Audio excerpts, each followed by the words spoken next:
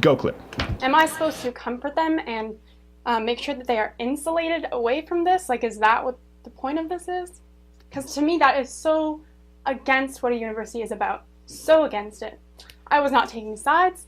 I was presenting both arguments. So I don't see how I'm doing a disservice to the class by exposing them to ideas that are really out there. And I'm sorry I'm crying. I'm stressed out because this to me is so wrong. In a university, all perspectives are valid. That's not necessarily true. I don't see what's transphobic about showing a video of Jordan Peterson. He's a real person. He's out there.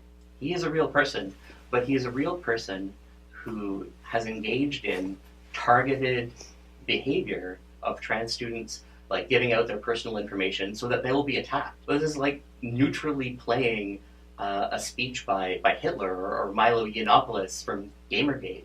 What's kind of funny is I disagree with Jordan Peterson. I disagree. I don't think I gave away any kind of political position of mine. I remained very neutral. And that's kind of the problem. Okay, I wanted to blow my own brains out, but here we have them both. Dr. Jordan Peterson, you can follow him on Twitter, you know who he is, and of course, Lindsay Shepard. Her Twitter, for people who don't know, is at New World Hominin, Hominin. Thank you both. Have you spoken at length before? Is this your first meeting? First meeting. Yep, it's the first. We've communicated very briefly by email, but only in a few sentences. Lindsay contacted me just before the story was broken in Canada by Christy Blatchford. Okay. But, well, this is so. There we go. This is the first. We got an inside skinny there. Skinny. Lindsay, first off, I want to make it very clear because I don't want to create any sort of guilt by association. Sorry, Dr. Peterson. I don't mean that you're guilty. But Lindsay, thanks, Stephen. That's really impressive. Yes. Lindsay, you don't agree with Dr. Peterson on many of his views, correct? You just showed a video that happened to include him. Yeah, that's right. I mean, I think it's like with everyone. We agree with some of what they say and disagree with some of it. And then, Dr. Peterson, what was your reaction to being compared to Hitler and or Milo Yiannopoulos? Well, I would say it's one of those watershed moments, Stephen. So once you're compared publicly to Hitler, that's pretty much as far as the insults can go. So you know what I mean? I've kind of hit a pinnacle of epithet targeting, I would say, or yeah. Something like Milo's that. not much of a tag. It's like you're just like Hitler. And Milo. Yeah.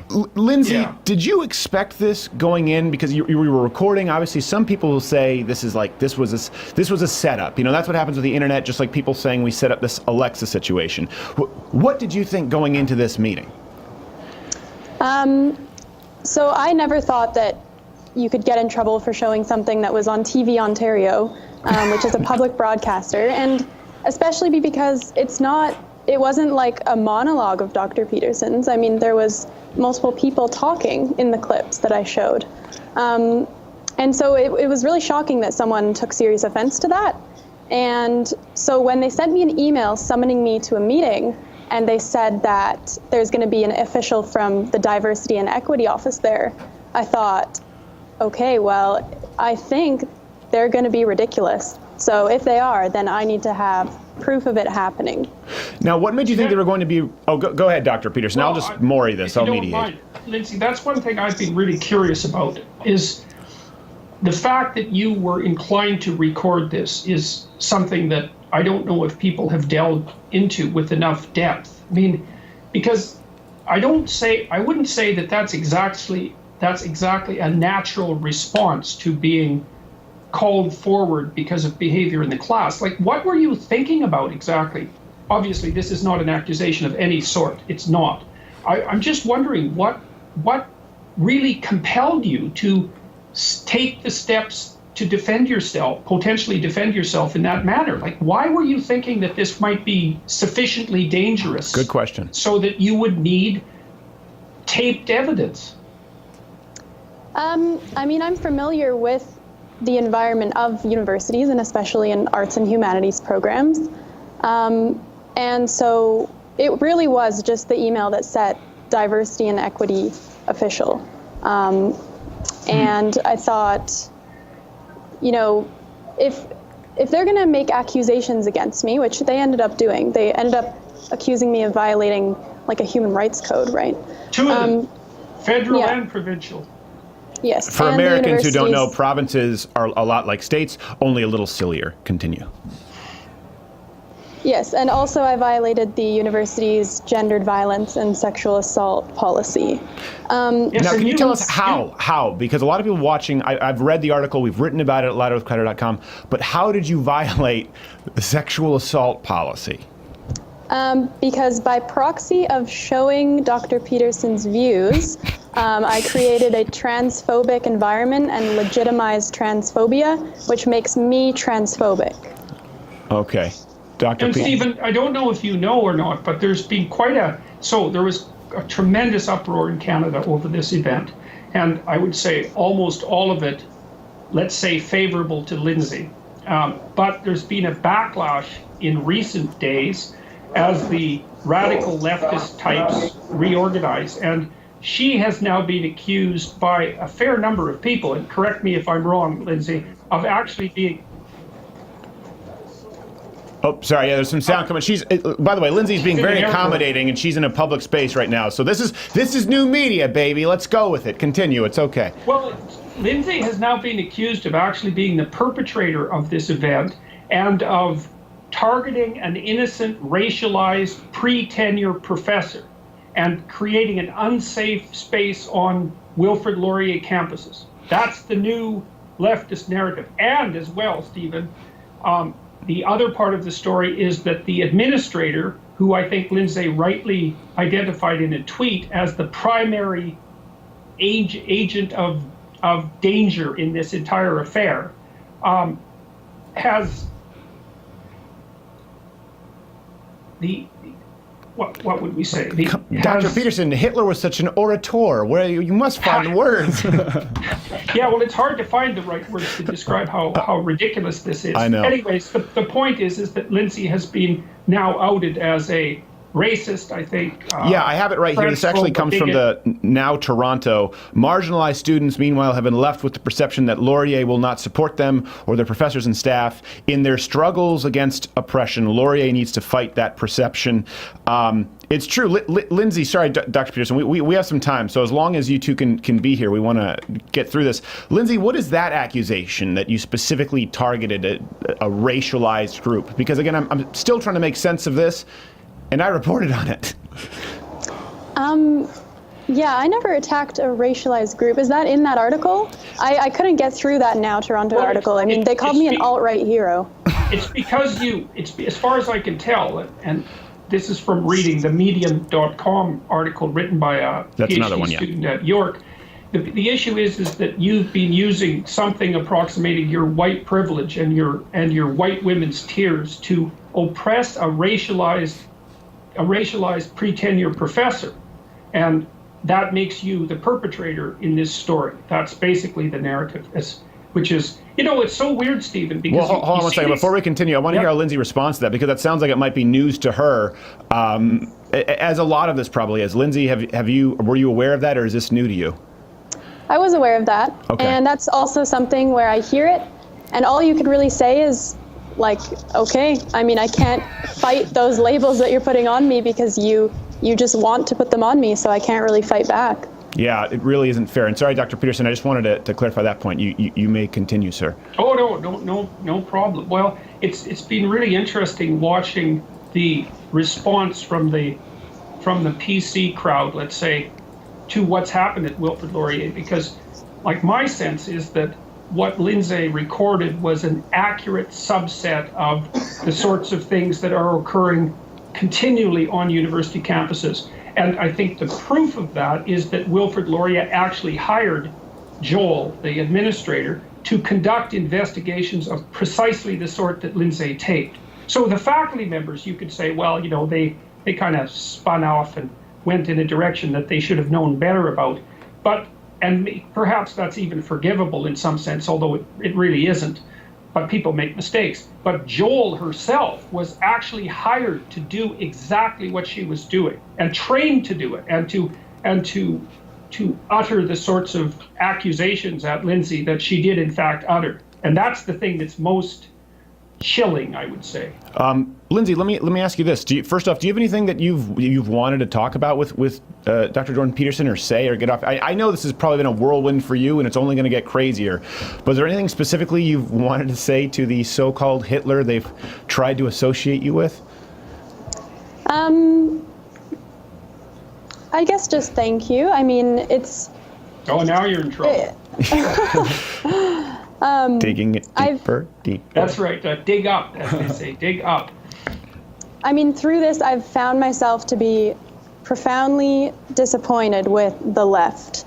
And I almost feel like I'm being kicked out from the left side of the spectrum. So it's nice to know that there's still reasonable people, and, you know, people who want to talk about these issues and won't be, won't label people who want to talk about them. Well, let me ask you this. That's interesting to me. We just had Donald Aguirre, from founder of Indivisible Utah, who posted our Antifa video there and was just raked over the coals for it.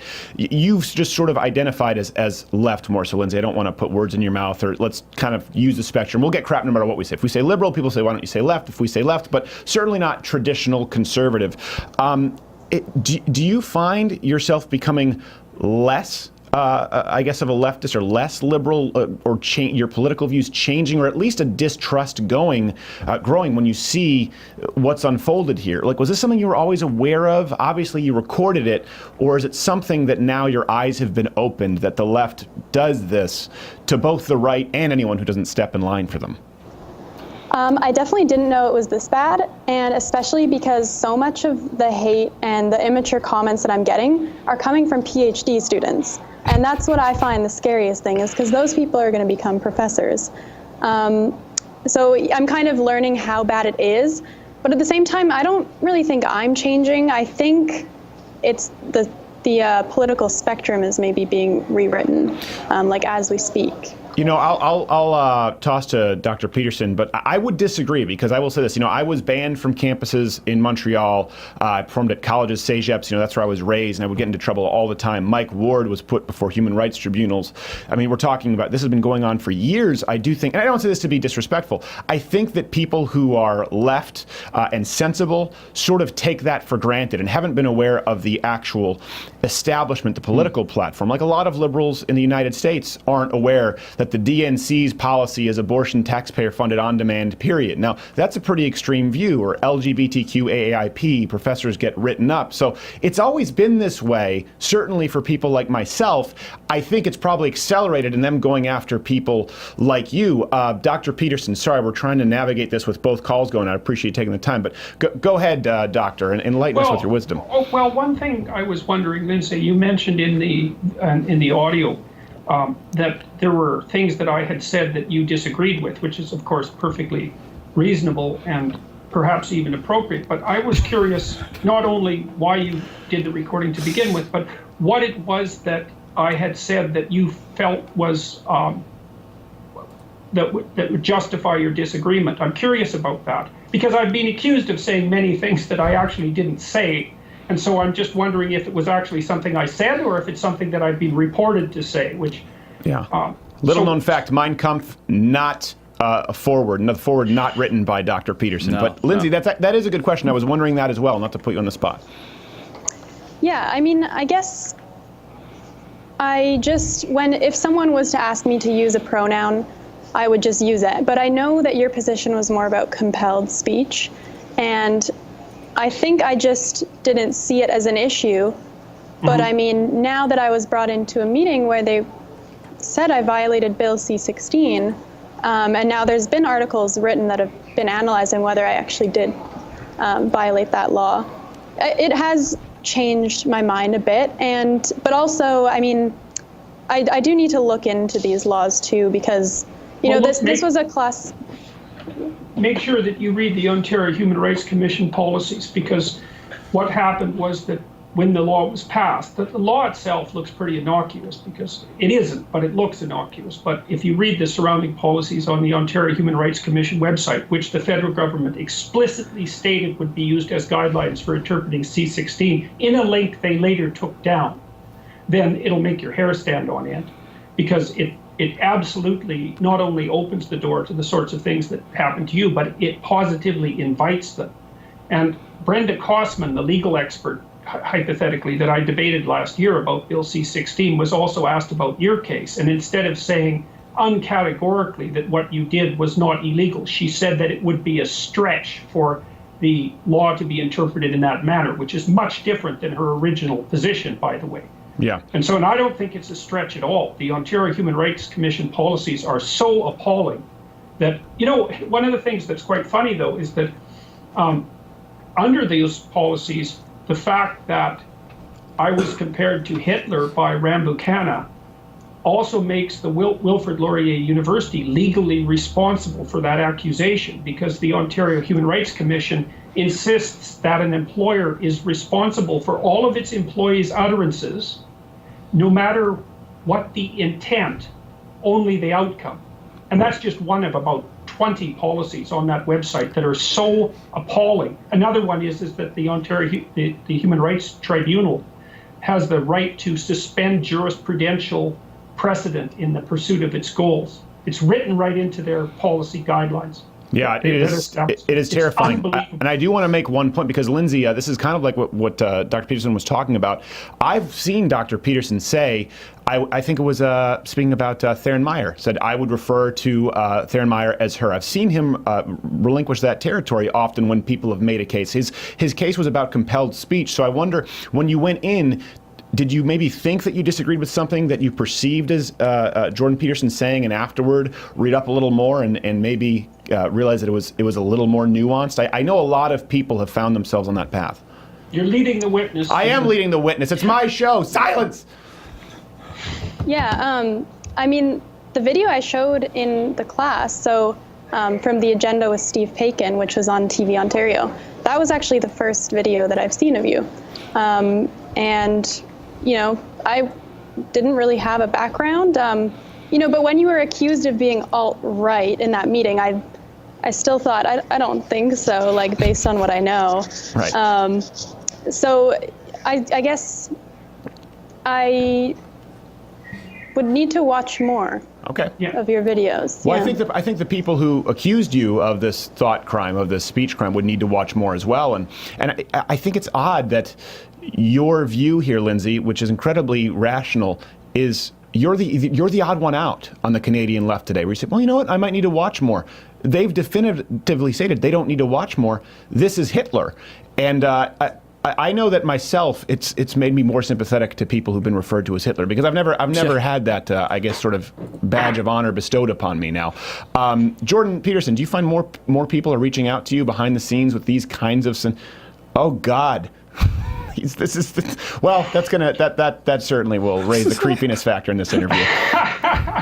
Yeah, well, I mean, Jesus, Stephen, you got to take this stuff with a grain of salt and some humor, because it's so patently absurd that it's beyond. One of the things that's been, like last week, I went back and listened to my original video about Bill C-16 because I was curious. It's been a year since I listened to it, and I thought, well, maybe I went a bit overboard in my histrionics, but it's a really reasonable video.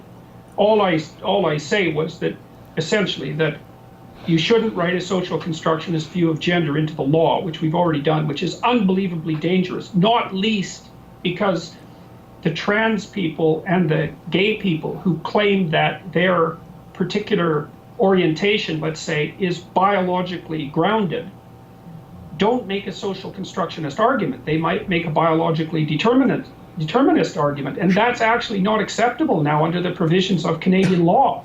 And so, because if it's socially constructed, then you can be taught out of it in principle, and if it's just an individual decision, then you can change your mind.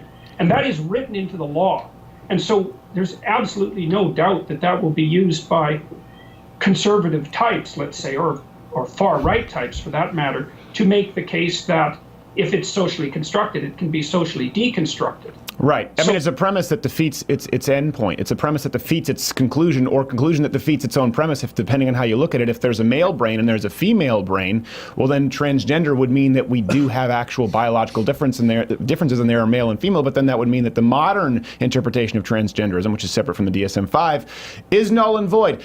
Lindsay, I know you're busy, so I know we have to let you go here pretty soon. Let me ask you in closing, I think Dr. Peterson can stay a little longer. Lindsay, where can people support you, follow you, and what is it you would hope to see transpire most out of this? So people can follow me on Twitter. I'm not crowdfunding. A lot of people are accusing me of doing all this to make money, and it's just not true. And what was your other question? I was just saying, well, what would you like to see transpire most out of this? I mean, obviously, you've been thrust into the spotlight, whether you wanted to or not. How would you like to see this unfold, or how do you maybe picturing it unfold, even if it's harrowing?